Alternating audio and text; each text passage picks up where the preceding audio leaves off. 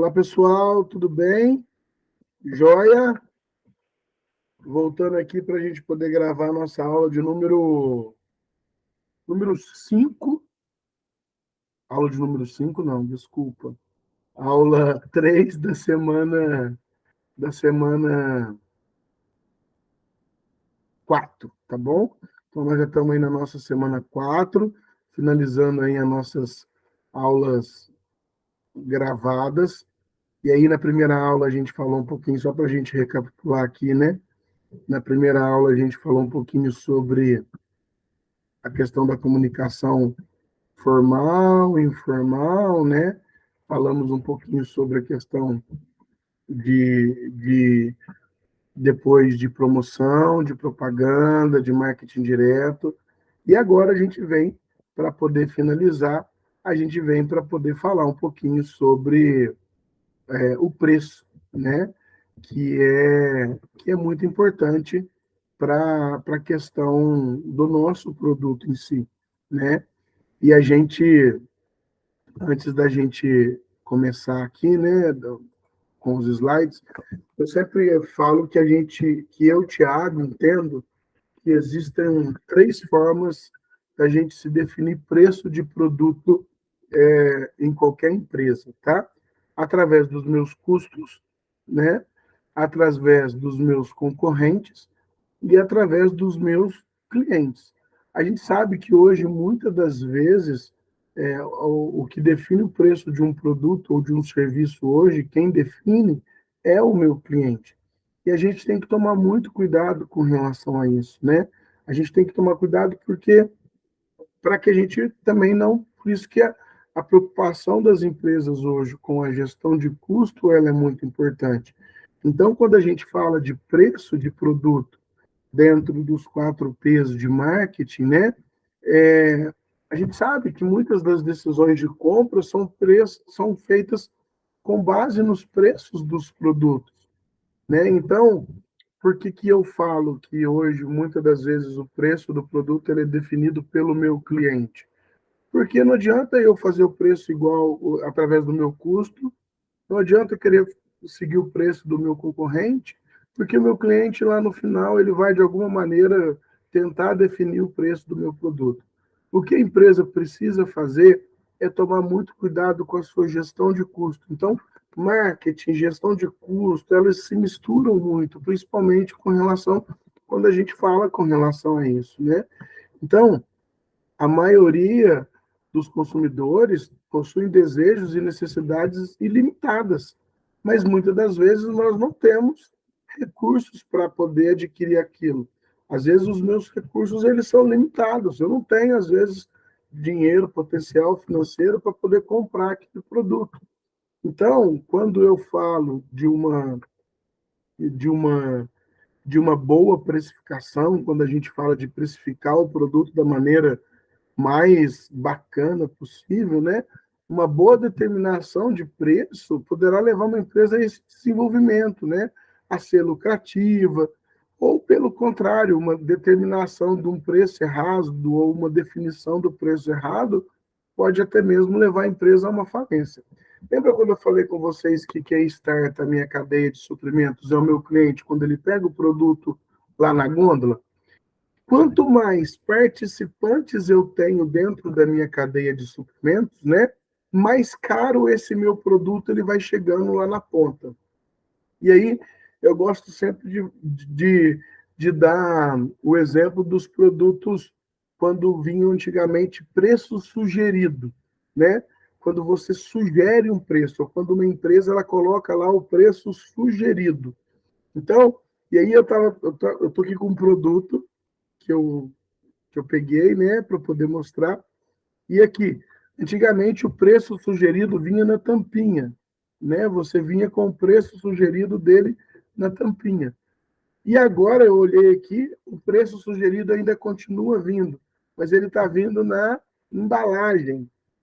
Então ele está vendo aqui, ó, a embalagenzinha está sugerindo esse preço. Só que se você comprar no hipermercado, se você comprar no atacado, você vai comprar um preço. Se você pagar numa lanchonete, você vai pagar outro preço por esse produto. Então, a empresa meio que sugere esse preço para quê? Para que você não fique fora do mercado, né? Então, essa precificação, quando ele coloca na própria embalagem do produto um preço sugerido, igual o preço sugerido que está aqui para esse produto, está falando de R$ 2,50, certo? Eu paguei R$ 1,19. Então, na hora que eu fui comprar lá no atacado, que eu comprei numa quantidade um pouquinho maior. Então, uma boa determinação desse preço vai fazer a empresa ser diferente no mercado. Então, a precificação ela é muito importante. Trabalhar com o quesito precificação, ele faz com que a empresa se torne diferente no mercado, né? A gente sabe da qualidade do produto, a gente sabe de tudo isso. E uma outra coisa que eu sempre falo, né, com relação a produto, né? Quando a gente vai fazer uma cotação em grandes empresas, quando o setor de compras precisa comprar uma quantidade, a gente sabe que tem a questão da cotação, da negociação. A gente só não pode fazer da cotação um leilão, tá? Que aí você perde o sentido da palavra cotação, né? Mas isso a gente fala um pouquinho mais na nossa aula ao vivo. Preços eles estão sujeitos à lei da oferta e da procura, né? Quando os produtos são desejados e escassos, os preços tendem a subir, né? Para proporcionar um equilíbrio entre a produção e o consumo. Um exemplo aqui de oferta e de procura, ó, atrás de mim. Lá no início da pandemia, isso aqui era uma febre, né? Preço da bicicleta lá em cima, porque você não achava para poder comprar, as pessoas queriam fazer alguma atividade, as academias estavam fechadas, e a bicicleta era ao ar livre. Então, isso daqui, além de ser uma moda, sei lá, né?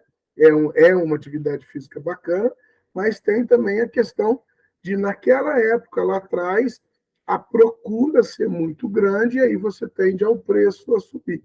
Por isso que a gente tenta sempre chegar ali no ponto de equilíbrio.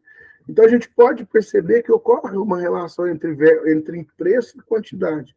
Então, quanto maior o preço, menos quantidade é ofertada para o meu cliente, né? Então, quando a gente, lá na disciplina de economia, por exemplo, vocês vão poder ver essa questão de demanda, de oferta um pouco melhor, tá? Há vários cenários relacionados aos preços. E aí vai depender muito do tipo de mercado em que a sua empresa está inserida. Se é um monopólio, se tem apenas uma empresa fornecendo aquele produto, você vai definir o preço do produto, né? As decisões de alteração do preço do petróleo, de derivados, cabe apenas à Petrobras. Então, é um monopólio, ela vai definir.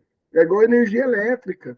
Na sua cidade ou no seu estado, a gente tem apenas uma companhia que fornece aquela energia para a gente. E a gente tem que consumir a energia daquela única empresa. Ah, Tiago, mas hoje tem a questão da energia fotovoltaica. Sim, mas você precisa da companhia para poder gerar sua energia, vender ou comprar, diminuir o custo, mas você ainda é de uma apenas, né? Os oligopólios, onde existem poucas empresas fabricando produtos, como é o caso de fabricação de pneus, Pirelli, Goodyear, Firestone, Michelin. Hoje a gente já tem acesso um pouco maior a outros tipos de empresa em função do mercado importado, dos pneus importados, né? Mas muitos desses pneus importados são dessas próprias empresas mesmo. Às vezes a gente nem sabe, mas muitas dessas empresas que vendem pneus importados vêm dessas próprias empresas. O oligopsônio, é uma situação de um mercado em que a concorrência é imperfeita do lado da demanda, devido à presença de um número limitado de compradores. O monopsônio, que é o monopólio às avessas, ou seja, a concentração do poder de compra por apenas um em detrimento de seus fornecedores ou vendedores. Então, perpassa aí, em suma, como um mercado em que há vários vendedores e um só comprador que detém o monopólio dessa compra. A montadora pode ser um exemplo disso? Pode, só ela vai comprar. Tem várias montadoras, né? Mas para aquele produto, às vezes, específico, para aquele carro, só ele. A concorrência perfeita, neste mercado há muitas empresas e muitos compradores, com livre competição, né? E baixas aí barreira de entrada, E aí, nesse caso, o preço ele vai ser determinado pelo mercado aí. Então, se tem muitas empresas, muitos compradores, eu vou ser diferente aonde, gente? No serviço que eu presto, tá? O preço ele é importante? Sim, ele é importante, mas lembra, nós estamos dispostos a pagar um pouquinho mais caro por um produto na onde oferece um tipo de serviço diferenciado, tá? Olha lá que legal, a influência sobre o preço, ó. Não se engane, não copie o preço do concorrente. Há formas mais adequadas para gente definir isso. Você vai copiar o preço do seu concorrente? Gente, o seu concorrente eles têm custos diferentes do seu. Ele não é a mesma coisa. Ele tem custo de produção diferente do seu, ele usa matéria-prima diferente da sua, ele usa qualidade de matéria-prima diferente da sua. Então, a gente não copia o preço do concorrente, né? Então, a gente tem aí algumas importantes, né? Preço e imagem da empresa e produto, eles andam juntos. Praticar preços baixos para produtos, às vezes, superiores, ao utilizar preços altos para produtos inferiores, pode prejudicar a imagem da empresa.